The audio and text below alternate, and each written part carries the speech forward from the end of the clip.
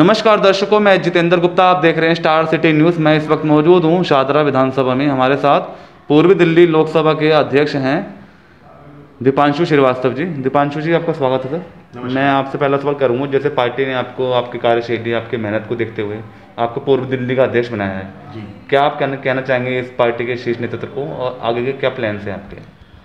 मैं शीर्ष नेतृत्व को, अपने राष्ट्रीय अध्यक्ष और दिल्ली के मुख्यमंत्री श्री अरविंद केजरीवाल जी को और दिल्ली के उप मुख्यमंत्री श्री मनीष सिसोदिया जी को बहुत बहुत धन्यवाद और आभार व्यक्त करता हूं कि उन्होंने मुझ पर यह भरोसा दिखाया और ये जिम्मेदारी मुझे दी। आगे का जो प्लान है वो तो यही है कि एमसीडी का इलेक्शन हमारे पास आ रहा है 2022 में, और हमारा पूरा फोकस है एमसीडी इलेक्शन को लेकर। भाजपा की नीतियों, भाजपा की कारगुजारी को देखते हुए इस बार की जो है जनता ने ये मन बना रखा है कि इस बार आम आदमी पार्टी की सरकार जो है वो एमसीडी में लेकर आएंगे। उसी के तहत हमारी सारी रणनीति तैयार हो रही है और एमसीडी के अंदर हम इस बार अपनी सरकार बनाने जा रहे हैं। उसी चीज़ को, प्लान को एग्जीक्यूट करने की जिम्मेदारी मेरे पास पूर्वी दिल्ली के लिए दिया गया है शीर्ष नेतृत्व द्वारा। सर, इस कोरोना काल को लेकर बात कर लेते हैं। फर्स्ट वेव या सेकंड वेव में काफ़ी ऑक्सीजन की मारामारी रही। क्या इस चीज़ को लेकर आपने लोगों को आपने जागरूक किया? बिल्कुल, देखिए ये हम सभी लोग जानते हैं कि पैंडेमिक जो सिचुएशन आई, जो दूसरा वेव आया, उसमें किस तरीके से चीज़ें हुई, ये हम सब जानते हैं। इसी चीज़ को लेकर दिल्ली सरकार भी जागरूक है और हमने भी घर घर जाकर, हमारे वॉलंटियर्स ने घर घर जाकर लोगों को जागरूक किया है। चाहे वो आपका मेडिसिन अवेलेबिलिटी हो, चाहे वो ऑक्सीमीटर कैंप हम लोगों ने लगाया, चाहे वो कि फीवर आप लोगों को कैसे होना है, क्या क्या मेडिसिन आपको प्राइमरी रूप में क्या क्या मेडिसिन आपको चाहिए, और अगर ऑक्सीजन लेवल कम होता है तो आप क्या क्या चीज़ें कर सकते हैं। ये सारी चीज़ें लेकर हम लोगों ने जागरूक किया है। और उसके साथ साथ दिल्ली सरकार ने बहुत ही अहम फैसला भी लिया है, जिसके तहत हम लोग लगभग 5000 मेडिकल असिस्टेंट को हम लोग तैयार कर रहे हैं।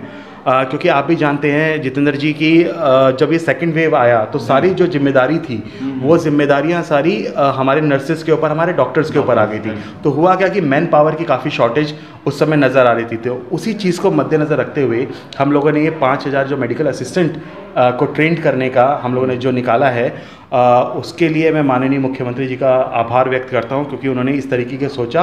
बाकी कहीं किसी राज्य में इस तरह की कोई स्ट्रैटेजी या कोई प्लानिंग कोविड को लेकर नहीं हो रही है।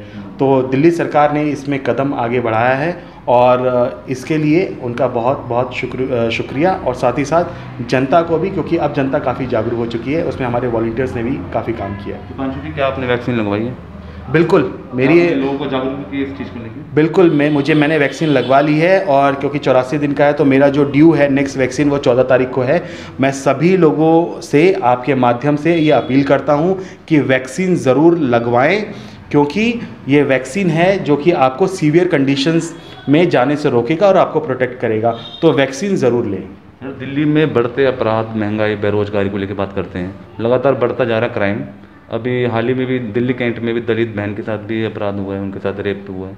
क्या इस चीज़ को लेके ये कब चीज़ें सब चीज़ें रुकेंगी सर? इस बारे में बताइए। देखिए, ये बहुत ही शॉकिंग था हमारे लिए भी जब ऐसी घटना हुई, क्योंकि इससे पहले भी काफ़ी घटनाएं हो रही थीं, जिस पे कि हमें लगा कि, क्योंकि हम लोगों ने एलजी साहब से बातचीत की थी। जैसा आप भी जानते हैं कि दिल्ली पुलिस हमारे अंडर नहीं आती है। दिल्ली पुलिस जो है वो केंद्र सरकार के अधीन है।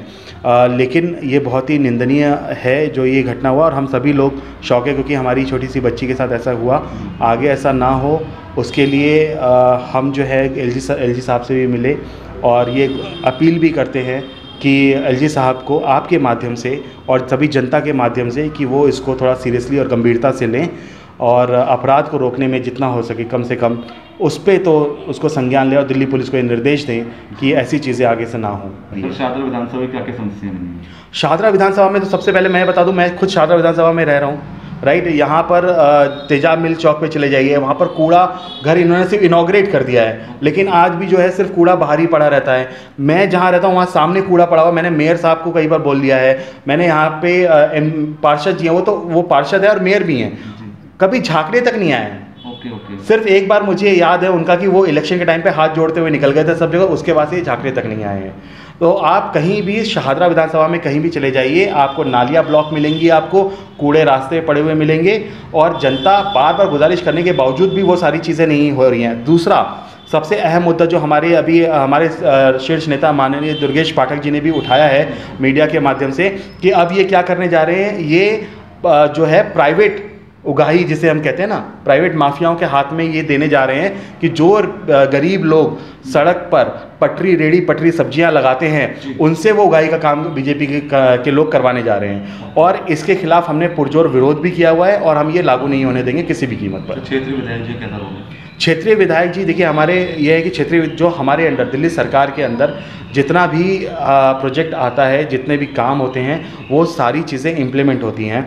क्षेत्रीय विधायक होने के नाते वो दिल्ली विधानसभा के स्पीकर भी हैं, तो उनके पास बहुत सारी चीज़ें रिस्पॉन्सिबिलिटीज़ भी हैं। और हमारे क्षेत्र का विकास अगर आप आकर देखेंगे दिल्ली सरकार के, तो हमने सबसे पहले डाइट कॉलेज, अगर आप देखेंगे बाबूराम स्कूल के बगल में ही डाइट कॉलेज ओपन होने जा रहा है, उसका ऑलरेडी काम शुरू हो चुका है। सारे स्कूल देख लीजिए आप, झिलमिल में चले जाइए, नया स्कूल मॉडल स्कूल जो हम लोगों ने बनाया है, बाबूराम स्कूल में चले जाइए, सिंथेटिक हॉकी ग्राउंड हम लोगों ने बनाया है। तो बहुत सारी चीज़ें ऑलरेडी ये चल रही हैं, बहुत सारी चीज़ें चल रही हैं और बहुत सारी पेंडिंग भी हैं। तो जो हम आगामी जो वर्ष है उनमें बहुत सारे प्रोजेक्ट्स वो कंप्लीट भी हो जाएंगे। दीपांशु, ये बताइए, जैसे कि अभी कोरोना महामारी गई नहीं है और कुछ समय त्योहारों का टाइम भी है, बाज़ारों में भीड़ भड़का है, तो लोगों को एक जागरूकता करने के लिए तीसरे वेव से बचने के लिए कुछ संदेश देना चाहते हैं? जी, मैं लोगों से ये हाथ जोड़कर अनुरोध करूंगा कि क्योंकि अभी तक जो IMA ने बताया है कि MHA ने कि तीसरी वेव आने की संभावना हो सकती है, तो मैं लोगों से कहूँगा कि आप लोग